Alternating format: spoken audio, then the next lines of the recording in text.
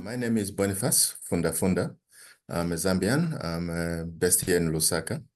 And my background is pharmacy. I worked as a pharmacist for many years in our government. I've done a PhD in pharmacology, cardiovascular pharmacology, and I've also done a master's degree in business administration on international development. But I've worked for over 30 years now in the public health sector and also private, including non-government organizations, which have taken me basically across Africa and also parts of Europe.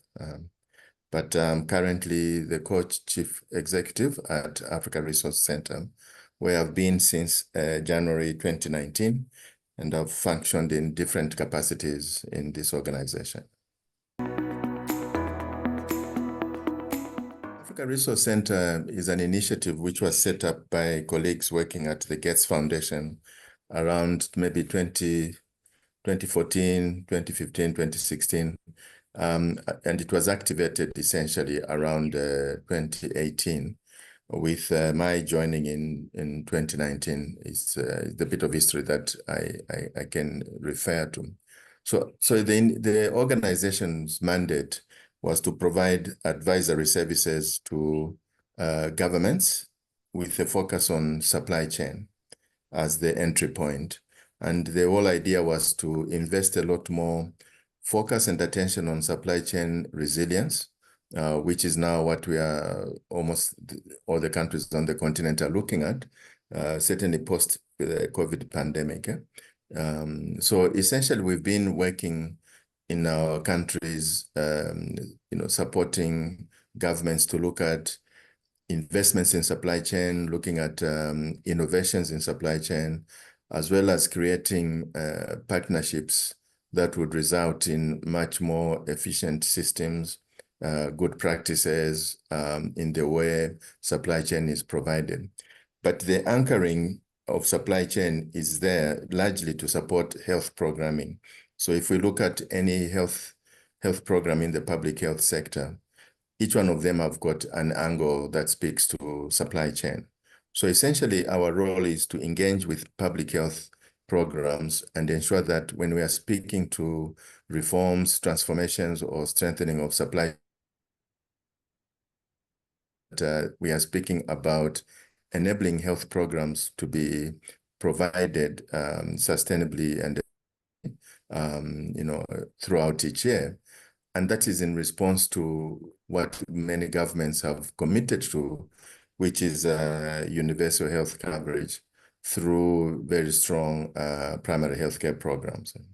So that's what ARC is really set up for. And as I said, it's a Gates Foundation initiative, but we are working with quite a number of donors who have also supported the idea of an organization that is focusing on advisory services to governments, decision makers, and ensuring that we provide the kind of advice that would result in commitment to action by governments, and also in that way enabling many of the parties who are supporting governments in form of implementing partners or donors to have to find a platform that can enable them to do their work in alignment to those programs set by governments, specifically in health programming. So that's what Africa Resource Center is about. So essentially, when we look at regional improvements in supply chain, which is largely now the call from the African Union and working through the regional economic communities, all of that we're doing depends on having very strong national systems in supply chain. You cannot have a robust, resilient regional health program if you do not have a robust and resilient national program. So the starting point is to ensure that countries are strong. Countries have got robust supply chain systems. They've got all the things that need to be in place for supply chain lined up for efficient services to the health programs. So that's what we do. We certainly work at the local level, at country level, to support and respond to government's calls for these resilient systems, and working with donors who are maybe supporting that particular country. We aim to provide that sort of strengthening of the supply chain system, which includes human resources. It includes resource mobilization locally, using as many sources as government can capture. And then that way we then extend that to the regional scope, which now we are trying to work through the regional economic communities, such as ECOWAS, COMESA, SADC, East African Community, which is very much in line with what the African Union has advised us to do.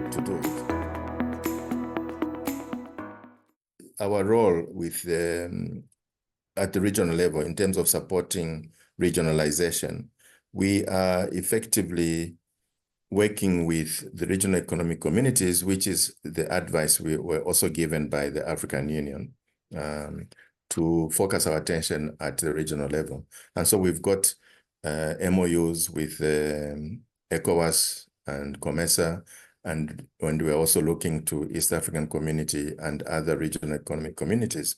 And also we are working with specialized entities of the African Union, such as UNECA and Africa CDC, Africa Exim Bank, with the whole view of strengthening resources and capabilities in relation to supply chain at the regional level.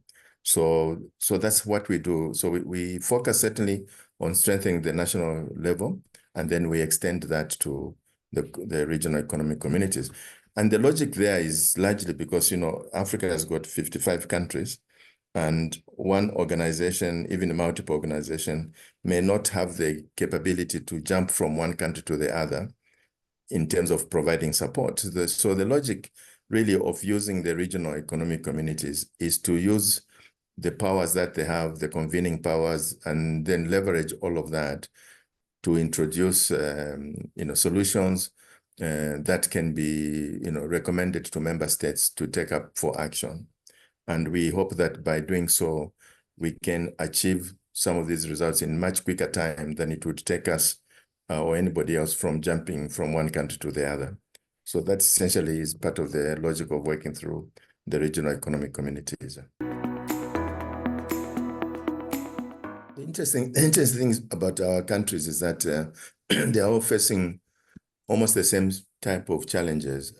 So you find that the areas of intervention that we take would apply to almost all the countries. So if we look at the outsourcing of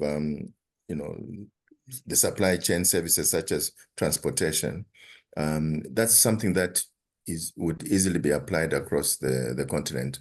So currently we are supporting the Ethiopian government through their central medical stores to outsource a part of their transport system to the private sector, that are based in Ethiopia. And the whole idea is that the institution of the central medical stores has got capabilities to contract out services, manage those services, and enable the private sector to play a very strong role in the distribution of health products in the country.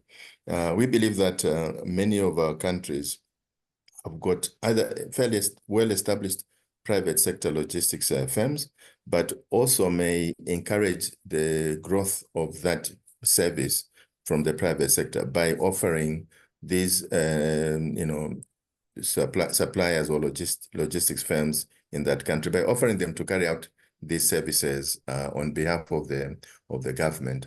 So essentially, what we've done in Ethiopia is we are applying a toolkit that helps the government institution to go through all the aspects of thinking leading to a decision to outsource a service, so that they are fairly well guided in that decision process, and they can also ensure that their principals can understand and appreciate the logic and the reason for outsourcing, and also meet all the obligations around responsibilities for the supply chain.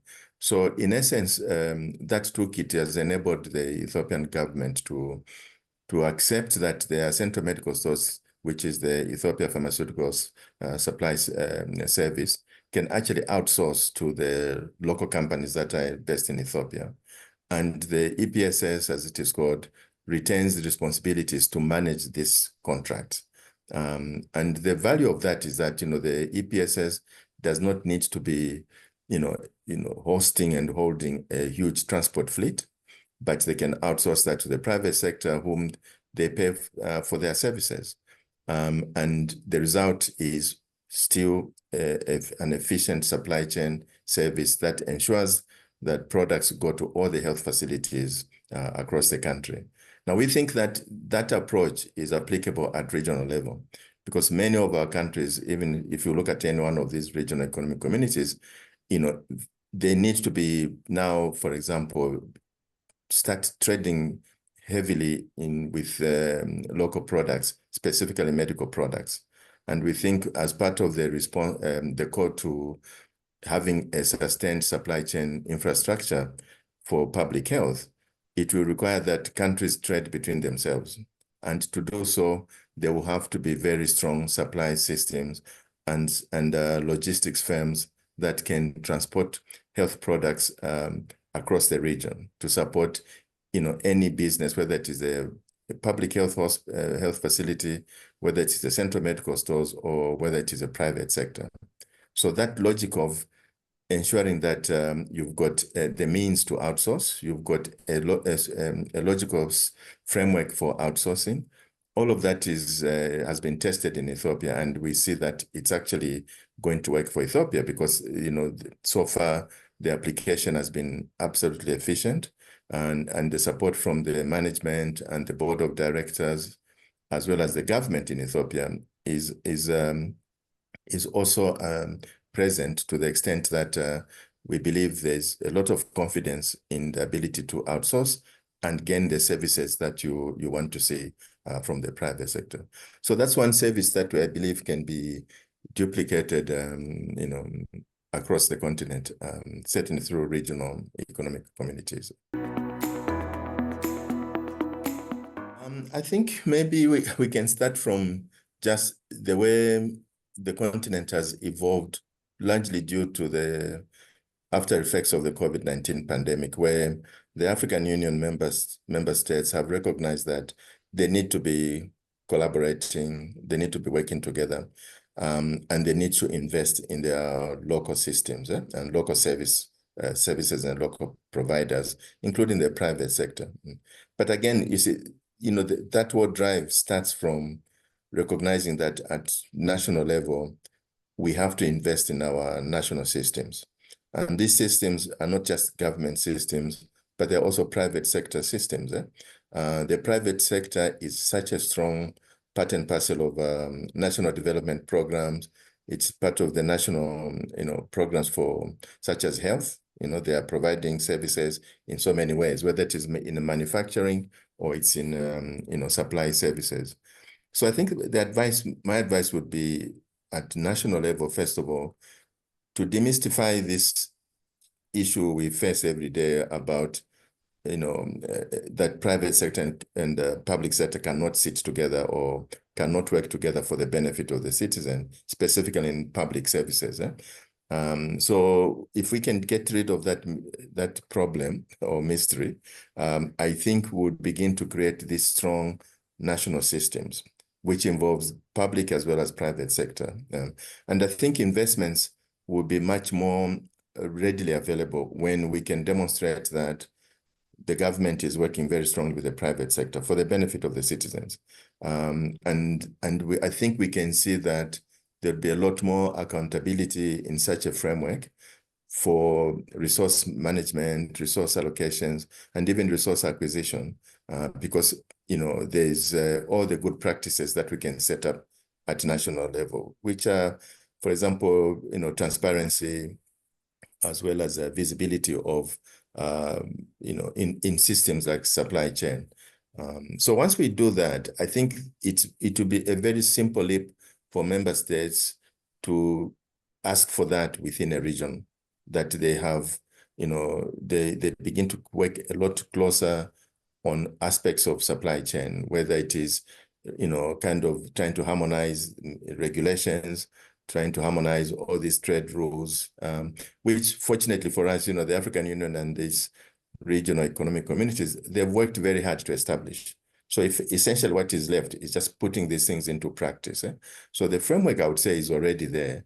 But at national level, governments must begin to put these commitments into action so that we can then have all of these, the benefits of all of these advice that organizations such as Africa Resource Center are providing to national governments to be realized at a regional level.